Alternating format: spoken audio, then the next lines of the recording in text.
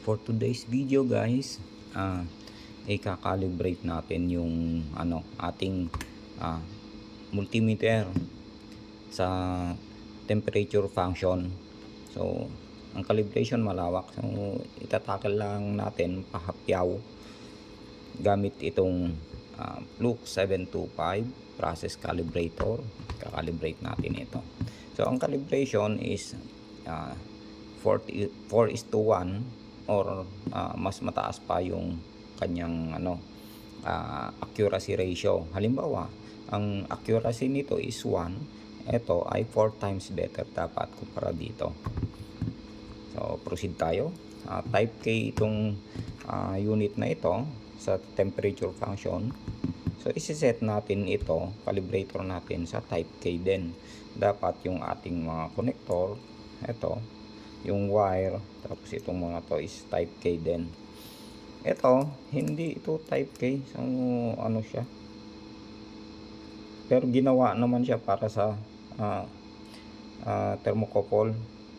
So kung multi type itong na to is naman ito, okay naman siya, wala siyang specific na type. Kasi siya, itong mga to meron na silang compensation, meron na silang cold junction compensation kung tawagin. So yung mga errors dito sa mga connection is nako-compensate na niya. So ilagay natin yan. So dito sa kanyang thermocouple output. So on natin, select natin yung kanyang temperature function. Select, ayan, naka degree Celsius na guys. Ito naman, i-on natin yung calibrator natin. Select natin yung kanyang thermocouple function din. So ayun, naka type K na siya.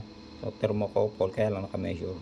Halimbawa, baguhin natin yung type. So nag-L, type L thermocouple, type N, R, S, T, U, XK, BP, at millivolt function, type B, E, J, and K. So marami siyang function, no? Sa thermocouple pa lang 'yon. So tawag dito, maglalabas ito ng signal papunta rito sa desired nating temperature. Halimbawa, type K, ang range ng type K is negative 200 hanggang 1370. So tayo ng halimbawa ganyan, 0. So yung nabasa ng ating multimeter is 0. Subukan natin sa negative 100. So, negative 100, ito hindi niya kaya. Negative 100 din, kala ko may decimal. So 1 pala yung resolution nito, so negative 100. So yan, sa negative 200 ay ganun din. So magandang klase. Now, bali ang accuracy nito is 2.5% plus 5 counts. So napaka ganda kumpara doon sa kanyang claim ng manufacturer na accuracy nito. So napakaganda. So ayan, increasing tayo, 0. So 0 din sa 200 pa rin. Sa 400 din, 500, 600, 700, 800. So ganyan mag-check ng error ng inyong mga multimeter. Mayroon kayong signal source na 4 times better ang accuracy kumpara dito sa inyong bine-verify o so OL siya. So hanggang ang range nito is 1, 2 lang. So yon. Okay, balik natin sa 0. Tingnan natin. So 0 pa rin. Maganda talaga ito, itong gamit na to. So pagka iba kayong yung type na napili mo rito, halimbawa yung type L, pag sa 0 malayo na siya, negative 7 na siya. Pagka halimbawa sa 100, 100, 125 na. So malayo. So kung type K ito, type K din dito. So, halimbawa, pili pa tayo ng ibang thermocouple type. So type N. So yan, kung N, subukan natin sa 100. 76 lang siya. So ganun guys, para malaman natin kung gumagana ng maayos ang ating tester.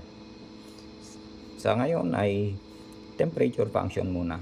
Sa susunod guys, i-tackle natin yung uncertainty of measurement, kasi hindi lahat ng measurement nagsukat ka is sure tayo 100%, maski calibrated pa yan.